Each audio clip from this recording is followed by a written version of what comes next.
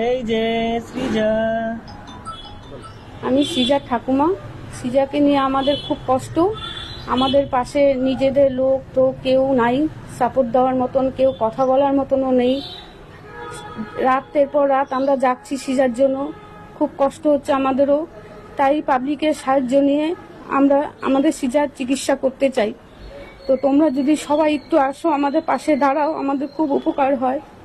কেন আমাদের খুব কষ্ট, খুবই কষ্ট, আমাদের সেরকম ইনকাম নাই, আমরা কার সাহায্য চলবো? তোমরা যদি একটু না পাশে থাকো তো খুব উপকার হয়। আমরা কালকে রওনা দিচ্ছি সৃজাকে নিয়ে। তোমরা ভগবানের কাছে কামনা করো যে আমাদের সৃজাকে সুস্থ মতন ফিরিয়ে নিয়ে আসতে চাই। এটুকুনি তোমাদের কাছে আসা, তোমরা আমাদের পাশে থাকো, আসো, সবাই এগিয়ে আসো আমাদের সৃজার জন্য।